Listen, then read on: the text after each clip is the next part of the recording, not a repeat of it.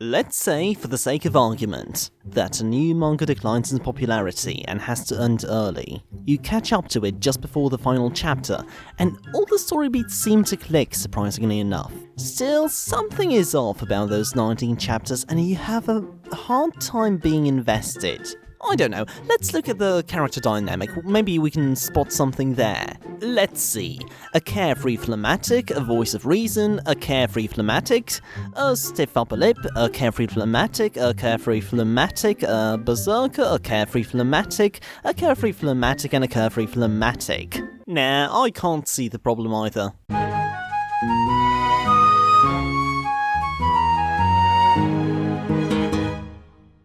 Warden Higuma is one of the recently cancelled series in Weekly Shonen Jump, created by Natsuki Hirokami and published on December 17th, 2018. It enjoyed a 19-chapter run before reaching its end on May 12th, 2019.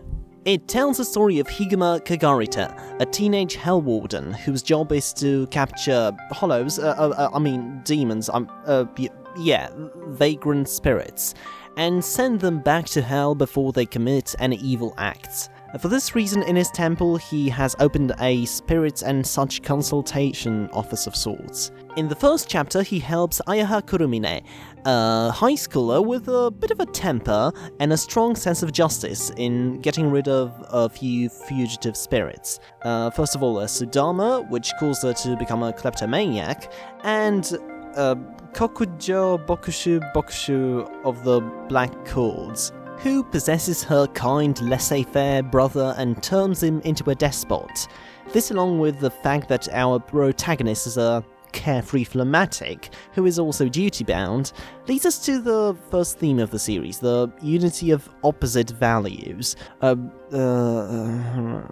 sorry, I'm not myself today. I simply can't talk about themes when there's so many hands flying in the air. Are you sure this isn't just Kubo ghostwriting this?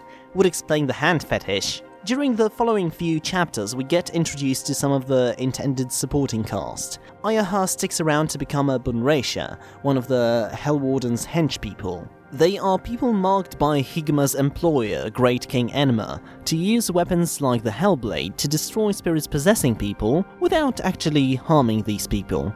One of these is Kobata, Higuma's friend from school, and, another happy-go-lucky, responsible but helpful bloke, which, makes him a bit too similar to Higuma to function properly in the dynamic, as his interactions with Ayaha are exactly the same as if Higuma were here instead of Kobata. It doesn't help that both exposed to her about similar kinds of information about the world. Perhaps in another version of the series in which we were to have more time to get to know him more, and see how he was recruited, he could have the potential to become a character in his own right, but right now his role is best summarized by his design. A shadowy figure of a follower whose contribution to the series could have been substituted by anyone, like Roku, living cauldron and Higuma's replica, basically. The existence of the Bunreisha in general is both a positive aspect and a negative aspect of the series for me. It quickly allows the deuteragonist to gain powers and contribute something to the action bits, all the while preventing Ayaha from losing her underdog status as a foot soldier. On the other hand, it gives Higuma a group of foot soldiers from the very start without us ever finding out anything about them.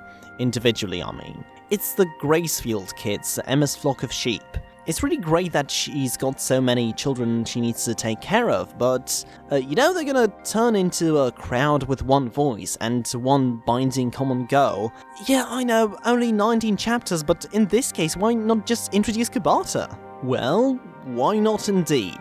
In order that we give Hellwarden Higuma a fair criticism, we should keep in mind that the series was supposed to last longer than 19 chapters, and thus it only seems logical that Hokami-sensei would like to introduce a bunch of supporting characters whose development they were saving for later. Nonetheless, with the format that we ended up having, the criticism still stands. It isn't helped by Kobata's development at the end of the arc, where Higuma fights against a spirit that steals old people's life force away. You see, it turned out that Higuma's dad came to him when he was a wee lad, and banished a very similar spirit who was also stealing old people's life force away, and managed to kill his grandpa. And all the while when reliving through this experience, Kobata manages to keep a straight face and just continues slashing all the spirits out of the senior citizens. Well, that's a bit of a disappointment, isn't it? It seems he should have been a bigger part of that arc, and instead we get a half-baked attempt at personal stakes without proper commitment. And I've just realized that I've spent like a third of this video talking about Kobata. Oh, I love it. Part 2. Not Kobata. So now that we've established the major supporting cast and bloody Kobata, it's time to talk about who the viewpoint character is. Through whose eyes do we experience the world and find out new things about it as readers? A point of view character may be the main character, but not necessarily. So, the main classifier of whether they are the main character is if they're identifiable, if we find relatable qualities to them. Protagonists like Deku from My Hero Academia and Ichigo from Bleach function well as viewpoint characters because the personalities make it interesting to discover their world alongside them. A protagonist like Natsu, however, is a shonen action hero berserker with a one-track mind, so his deuteragonist Lucy serves as the viewpoint character for Fairy Tail. In One Piece, it's very similar. Luffy too is, to say the least, strange, so he's not exactly identifiable, but in early One Piece, the story moves from isolated island to isolated island, so there's always a new viewpoint character to experience Luffy. In later arcs, his crew fulfilled that role, most commonly Usopp, Nami, Sanji, Chopper, but what happens once the crew separates? The Amazon Lily arc introduces Marguerite. For the first few chapters, Ayaha seems to fulfill the viewpoint role quite nicely. Like Ichigo in Bleach, she's new to the spirit world and we discover a bunch of things along with her. But once the Kitsune arc starts, well, let's go through it, shall we? First, we start off with Higuma sparring with whoever that is. Higuma is summoned to Great King Enma, whom we see talk to a human for the first time. They talk about Higuma not liking that Enma is turning his friends into Bunracia, and then Enma gives him the task to send a child-murdering Kitsune fox back to hell. The focus switches to the Kitsune themselves, who gets the task of killing Higuma from someone. Then we follow Higuma along to school, briefly from the point of view of Akane, a girl in Higuma's class who has a crush on him. And apparently, her life is going extremely well. She is very happy about her place in life, she's living in the moment, and has a baby sister on the way. Well, she's a lost cause as a viewpoint character, she's not miserable enough to be relatable. Anyway, then we get to Higuma, Akane, and bloody Kobata getting lunch. Soon after, Akane gets possessed by the Kitsune fox and Higuma starts fighting with them. Ayaha and bloody Kobata are transported there by Roku. They do nothing until the end of the fight. Oh right, the moral of the story? Birth control is important. The end. See what I mean? Our viewpoint character is not there for the majority of the arc, and in the end she doesn't contribute to a whole lot. Meanwhile, we switch perspectives around while we still have things to establish. Don't get me wrong, whatever we had to expose was exposed competently, but it still threw me off when we didn't discover it from Ayaha's perspective. Now, that is not to say that a series can't have multiple viewpoints. I would even say that many manga can benefit from that style, late into the series or otherwise. We Never Learn frequently switches its point of view with great success. Why does it work? Well, it's a slice of life series with basically our world, so it doesn't have a lot to establish. Now, Hell Warden Higuma? That's got a lot to establish. Part 3. Perhaps being a Hell Warden is the Kobata we met along the way. Perhaps it is a curse of this Jumpstart run that both this and Neolation had to rush the central flashbacks to get to the end early. At the end of the Kitsune arc, Akane's speech makes us think of the theme we established before: opposition and contradiction. Akane will accept her new responsibilities as a sister despite it being hard, while later on at the end of the arc, Higuma himself finds the resolve to do the dead-end mentally tiring job he hates. Not wanting to do something is no excuse to not do it. In the world of Hell Warden Higuma, the acceptance of contradiction is maturity. So is the acceptance of predetermined duty, even if that duty includes a peace-loving child having to slay spirits even when they beg for mercy. Perhaps this is also the product of the rush to get to the end, but when Ayaha romanticizes Higuma shutting his own emotions to fulfill his duty, I found it kind of unnerving. At the risk of simplifying it, I would say the last Sayuki approached the theme of mental health from a more mature angle, with Koharu learning to accept her personal wishes. Here, Ayaha adopts a utilitarian stance that as long as the consequences of Higuma's actions maximize goodness, he's cool. I don't know, perhaps I should ask someone more mature than me, like Colton from the Manga Mavericks podcast. Colton, mate, buddy, bosom pal, what do you think about the theme of duty in Hell Warden Higuma and how it relates to the final flashback? Hey, alright, okay, someone more mature, huh? Alright, yeah, no pressure. I'm totally mature. I have facial hair and everything. But yeah, no, I totally have some stray thoughts on Hell Warden Higuma that I think you'll find very cohesive and interesting, for sure. This series and another show I've been watching, I don't know if anyone's heard of it, a little CW show called Supernatural, and I don't think anyone's ever watched it. It's a pretty dumb show. I couldn't help but think that these two series were sort of similar in its premises, because Supernatural, for anyone who doesn't know, is about these two characters, Sam and Dean Winchester, who come from a family of what they call hunters, that they basically hunt all sorts of demons and creatures and all sort of supernatural phenomenon, such as like werewolves and vampires, ghosts. But you name it, they've killed it. Like, they've hunted like angels and gods and all kinds of different kind of entities and whatnot. And Higuma sort of reminded me of Sam Winchester in particular, the younger brother. Sam Winchester being somebody who was sort of expected to also become a hunter, like his father and his brother. But at the beginning of Supernatural, he's in college, he has a girlfriend, and, he leads a pretty normal life, up until various circumstances that happen that kind of force him to, come back to the hunter game as an adult. And, from then on, Sam just kind of does it because he has to, and he doesn't really have a choice.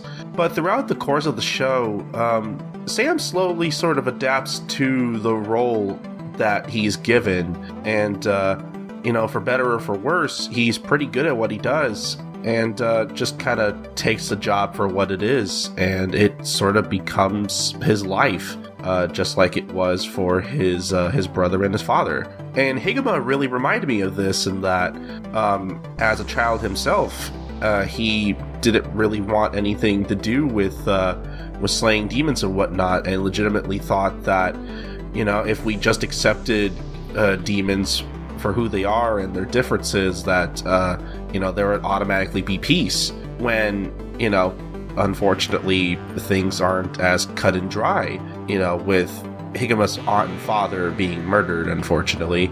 And I guess where I'm sort of going with this is that the flashback in particular, just kind of what I took away from it is that basically there's no real right answer for the situation that these characters are in, and that really at the end of the day, when it comes to being forced to do something that you don't want to do or you can't really mentally handle but kind of persevere through it anyway, is that's to me anyway, that's sort of what growing up is all about, in a way, where growing up is sort of about accepting the harsh realities of the world that you live in and kind of take it for what they are, but also not really. You kind of have to learn to use your instincts to kind of know when to take things as they are and just kind of accept certain realities and that you can't really do anything about them, but also have the instinct to maybe say, hey, things don't have to be this way. I can kind of change things for what they are. Like, I have that ability to do so. Like how, for instance, both Asuma and Akane, Higuma's father and aunt, the whole point of the flashback was that, Akane sort of thought that, there may be a way out of this unfortunate situation where they're forced to clean up the mess that their ancestors left behind, which, obviously really isn't fair to them that their family has to suffer because of some part of their family that they never even knew or never will meet ever. But for Asuma, it's fine because in his point of view, they can use this as an opportunity to work together to try and get rid of the demon that is constantly killing off other members of their family. Which I guess in his mind it's probably not the most ideal net positive, but it is something they can go after. Whereas with Higuma, Higuma, despite his ideals as a child and his want for peace, he's also mature enough to accept that, Hell Warden is his job, and as long as it's his job, he is going to persevere through the pain. And, I think there is some value in that, in a way. Though, I think this series could have easily, over-glorified that sort of, perseverance to the point where, to where it could be damaging to any use reading it. Having an admirable work ethic is nice and all, but you kind of need to also know when to take a break and take some time for yourself. That's also very important. And I think that's kind of also what growing up is that sometimes you do have a chance to kind of take a break for yourself.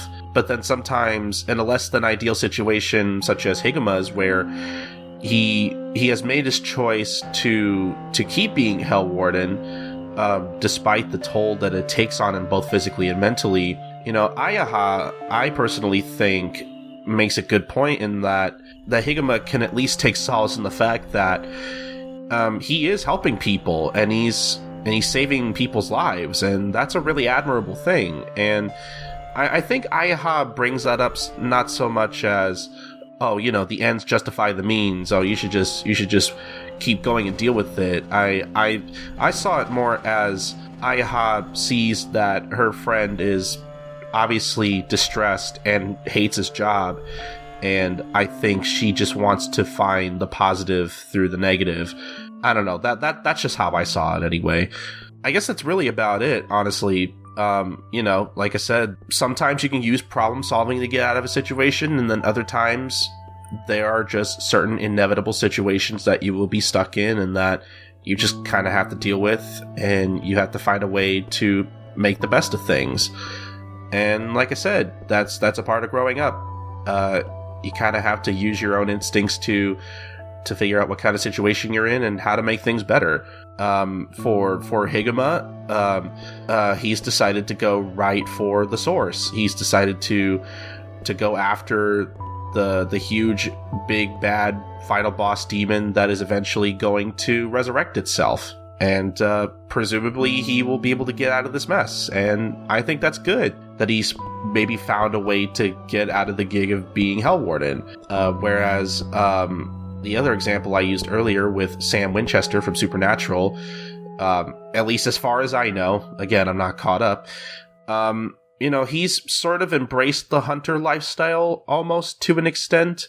Or maybe embrace isn't the right word so much as he's just kind of accepted his role. And for the foreseeable future, unfortunately, there's no way out. And And it should be worth noting that there are times where there are times in Supernatural where a hunter has tried to get out of the hunter lifestyle, but the more you try to walk out, the more it's going to pull you back in. Unfortunately, it's just that kind of life. So Sam and Dean Winchester may never really truly stop being hunters, and that's kind of the tragedy of Supernatural, unfortunately. And I say unfortunately, but I think that's part of the reason why I find the show so interesting and entertaining. But no, yeah, I think I've said my piece. Like I said, sometimes some things can't be helped, but other times they can, and that's kind of sort of what life is all about. All right, I'm done. Okay, where's my YouTube money? Yes, thank you very much, Colton. Your perspective was very valuable, just not monetizable. Thank you for coming on the show, challenging my perspective on Ayaha, and giving me a reason to watch Supernatural. Ultimately, it's a shame that the series was discontinued.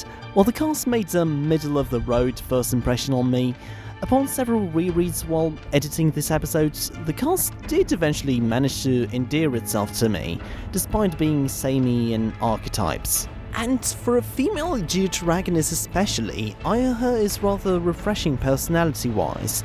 Hell, I even warmed up to Kobata, just from seeing him and Higuma interact so casually as friends and classmates. Wait, Ayaha isn't... Nobody is. Nobody's sexualized in this series, oh my god! That's so weird, I didn't even notice. That is a very nice surprise, and so is the varied female cast in general. I also very much appreciate the platonic relationship that her and Higuma maintain. While it is clear that they managed to get close as friends, and it feels organic. I'm glad that I'll be leaving this series with mostly positive feelings, even if we only get one more chapter. What else is a reason to watch Supernatural is the YouTube algorithm, the dark abyss of sorrows and woes from which videos like these never resurface. To help me navigate it, you can subscribe if you haven't already, like the video, or share it on social media. Also, follow Colton on Twitter at SniperKing323. He is part of Team ODAR's eternal rivals, the Manga Mavericks. You can find their work on YouTube, on Spotify, on allcomic.com, on Patreon as well, all the places. Definitely give them a follow, the links will be all in the description below. If you'd like to help me keep the show going, you can also consider supporting me on Patreon, in return for rewards such as putting your name in the credits, getting a World Trigger avatar, getting access to the exclusive bonus video every month, or participating in the Q&A sessions at the end of the video. This week, Lumran Mayasha asks, what kind of ending for the series do you want out of the epilogue coming in July? Also, how do you feel the series explores its themes of forgiveness and redemption overall? Well, this is an interesting one, since at the time of this recording, July is upon us, so the epilogue is about to come out. Surprisingly enough, I don't really care about the coming battle. Higuma's current relationship with Enema and, it's much more poignant and relevant to me at this point than any intrigue the old man might be weaving. The most thematically satisfying ending for me at this point will be if he can finally be at peace with his job, or at least if Higuma doesn't have to push the same duty on his kid. As for the theme of forgiveness, I feel like that's a discussion unto itself, and I wish I'd done it in the review portion. No matter how swiftly I try to summarize my thoughts on it, it always seemed like too little, so spoilers, that's what we're doing here. We're already running long, so let's make it a double feature. Part 4. Kobata said I was worthy of his forgiveness. The first thing we need to understand about Hell Warden Higuma and forgiveness is it approaches it from an institutional angle. Hell is equated with a prison justice system, in which spirits are meant to repent for their sins. Given how spirits who have escaped continue to sin, it stands to reason that Hell works like most prison justice systems, in which the aim is retribution rather than rehabilitation. Video essay on the Shawshank Redemption mentions, among other things, how stricter prison reforms may produce a higher crime rate. Therefore, according to statistics, the effectiveness of the prison justice system is at the very least up for debate. Not in Warden Higuma though, where it seems to have divine authority, in the person or system of Great King Enma. Don't get me wrong, some question his methods, but mostly relating to whether Higuma and the Kagarite clan have to do the job as Hell Wardens, whether it is fair that they need to expend their life force and go to hell if they resign. No one questions the system itself, least of all Ayaha, who naturally believes that if you do something bad, you should be punished. No one but 10-year-old Higuma, who confronts Enma in the flashback and asks if you really can't fight bad deeds with forgiveness. He does so for a more pacifist reason rather than because he proved this way of punishment doesn't work. He simply doesn't want to see anyone suffer, and is later proven wrong when Akagane kills his family. He couldn't stop the cycle of vengeance and his ideals were lost, resulting in him shutting away his emotions during his job, so that his pity doesn't make him waver. You can see this exact process during the fight with the Diamond Raven, whose survival instincts and fear of hell made his motives understandable. It's easy to be dismissive and say that people read... Yeah, it's easy to be dismissive and say that people read what they sow. Okay, it's easy to be dismissive and say that people reap what they sow, he says. But then he dismisses his motives as irrelevant to the crimes he committed, changing the subject to the Raven's commodification of people's lifespan, as if he was looking for a reason to dismiss him, because it largely doesn't have to do a lot to do with the point that the Diamond Raven was making. Same with the Kitsune, who turns out to have been a woman unprepared for motherhood, who ended up hating her own child. I have no empathy for you, Higuma says. I'll never understand how you feel. He continues even if he probably wants to, and does, as he sheds a tear as he cuts her down. And sure enough, the next page pretty much confirms it, with whoever that is in the flashback training Higuma to fulfill his duty at all costs, even if he feels like he shouldn't. Jeez. If only there was some purgatory therapists who could help these spirits with their mental health issues, so that they can reintegrate into the spirit world? Well, I know what my jumpstart submission is gonna be. Shut up, this metaphor works perfectly, you don't know anything. That is what Higuma thinks his curse is, wanting to forgive vagrant spirits despite his duty being to send them back to hell. And to come back to Lum's first question, perhaps that's another thing I would like out of the epilogue. Question hell. Find a better way. Ask yourself, Higuma, is retribution even working? Okay, there. This was a long one. I feel like we're gonna have to wait until next month to talk about manga again. But, dear all, what do you think about Warden Higuma and its themes? And what do you want me to talk about next? Let's make it a comedy month. Your choices are I'm From Japan and Teenage Renaissance David, a series that challenges our knowledge of Japan's geography and its customs, or a series about a typical Japanese high school student who also happens to just look like Michelangelo's David statue. Let me know in the comments and take care. Bloody Kobata!